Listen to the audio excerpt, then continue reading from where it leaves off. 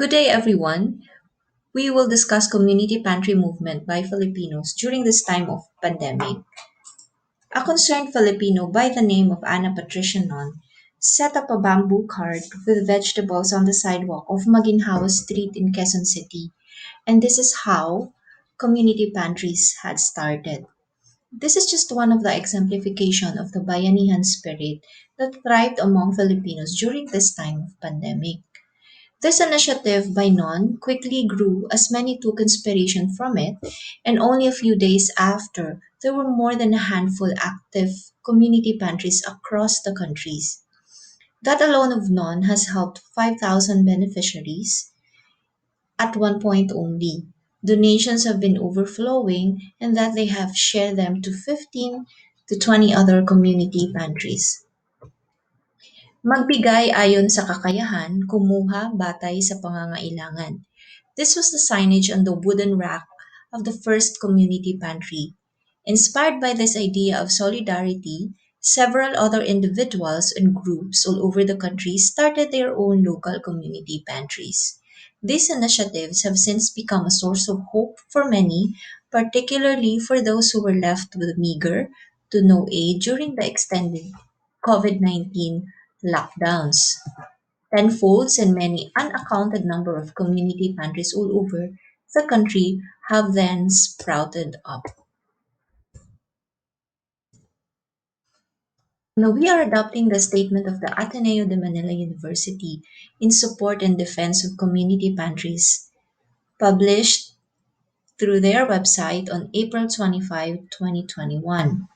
Community pantries are expressions of solidarity motivated to mitigate the poverty and hunger exacerbated by a poor systemic response to the COVID pandemic.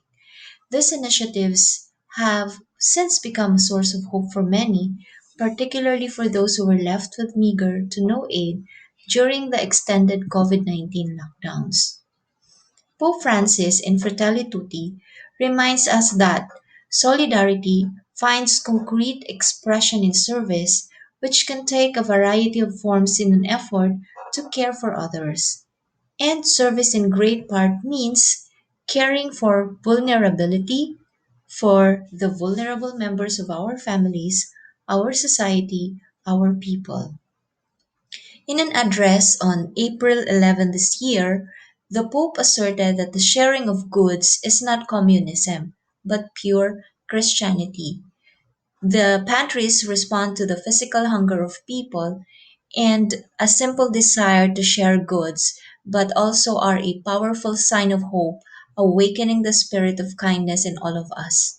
The community pantries serve as testimonies to the good that comes from empowering communities and promoting subsidiarity. Individuals and organizations came together to help alleviate the hunger faced by many of their neighbors. The pantries are a community effort aiming to solve, albeit temporarily, a community problem. Pope Saint John Paul II, in Centesimus Annus, an encyclical written by him, affirmed that communities on a higher level ought to support the smaller community and help to coordinate its activity with activities in the rest of society for the sake of the common good.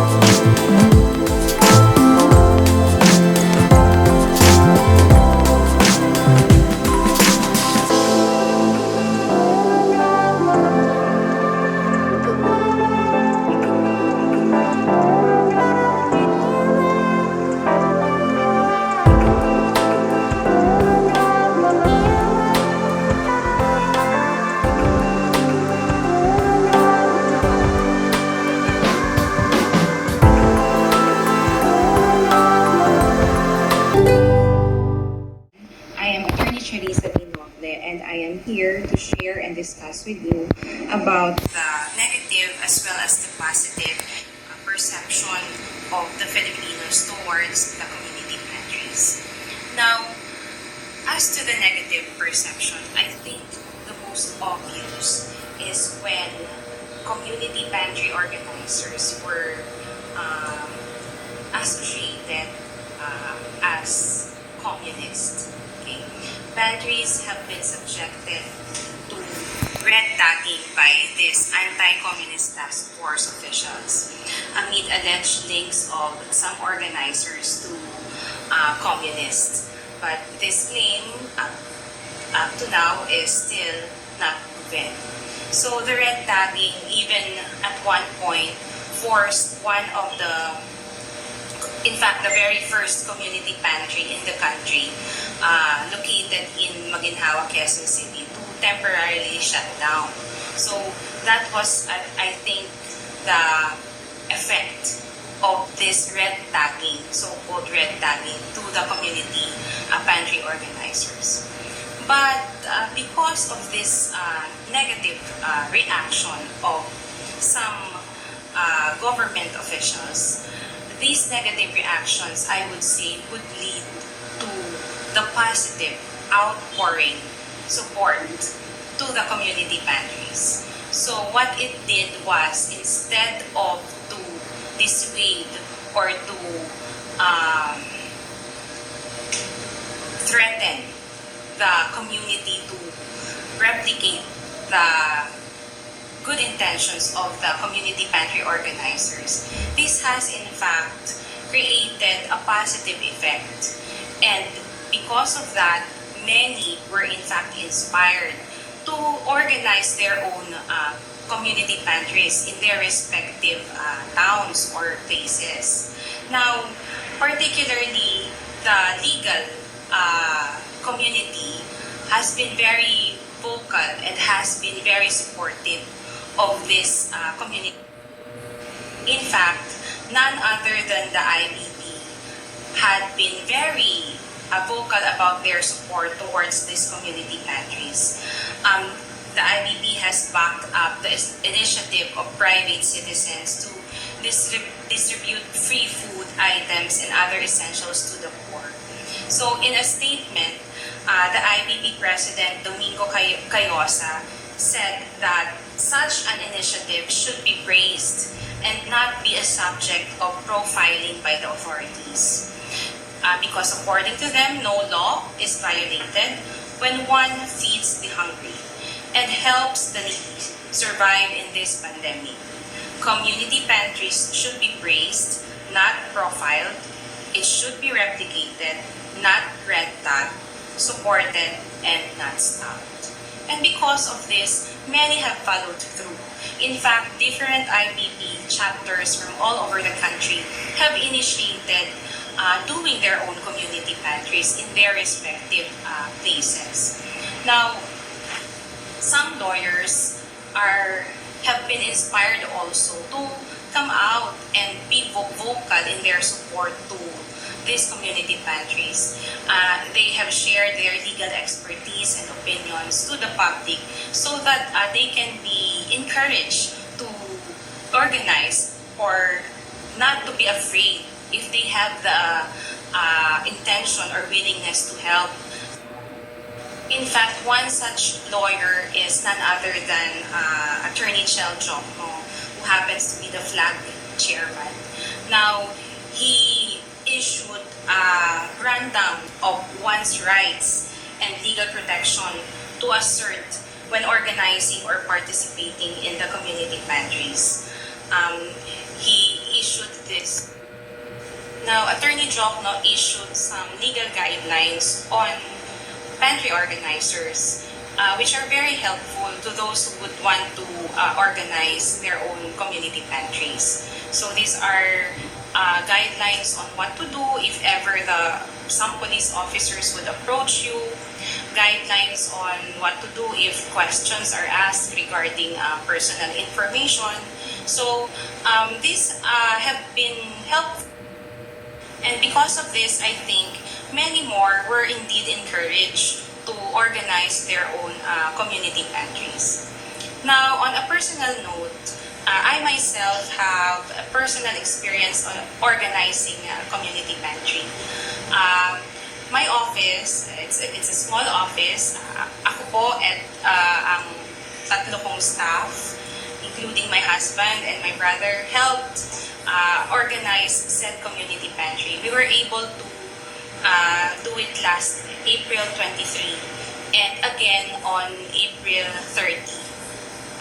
So many donated, and most of them were lawyer. So many have given their donations directly to me. So, and because of that, we were able to give many food packs to people here in the area along my office. Actually, it was organized just in front of my office. So, I would just like to share some experiences that I've had in organizing said community pantry. Now, what I learned was it is very important to organize the community pantry in coordination with barangay officials. So what I did was to coordinate with the barangay officials, or particularly the barangay captain of the barangay where my office is located. And they have been very helpful. And in fact, they appreciated the effort because they themselves feel that most of their constituents are in need, especially now at this very trying and difficult. According to the barangay captain, many of his constituents have been unemployed since the beginning of the pandemic, and many would come to him and go to his office to ask for some financial help.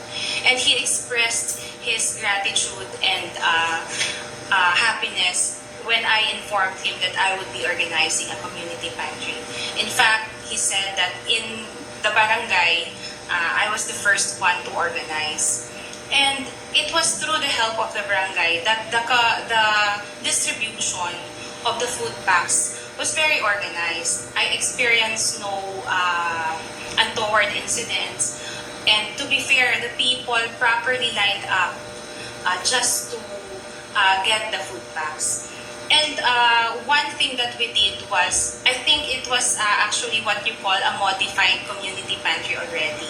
Because I thought that the objective was to give the food packs to as many people the soonest or in the shortest possible time. So what we did was really to repack the goods that we had.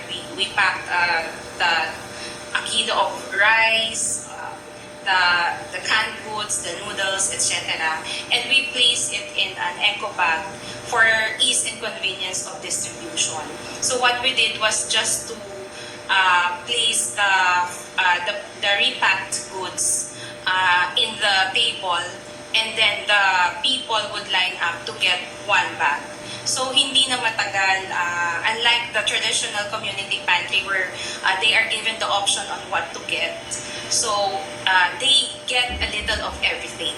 So we were able to cater to as much as, on April 23, because we did it in the morning and in the afternoon, on count we were able to give out a total of 500 food packs on that day.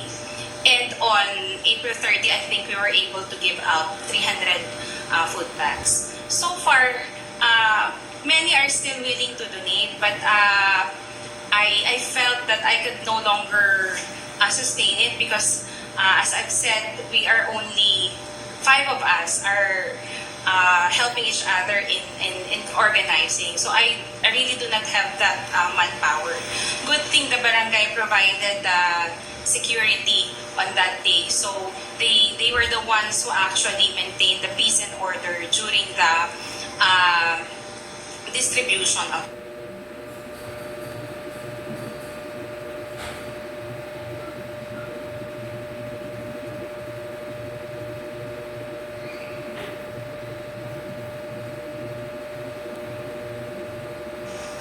So that is my take on community pantries. It is not a permanent thing. it is very hard to sustain. It is temporary in nature, but no matter how temporary it may be, at least for the time being, it would serve as a buffer or a temporary help or redress to our kababayans in these very hard and trying times. So that would be all, and thank you very much.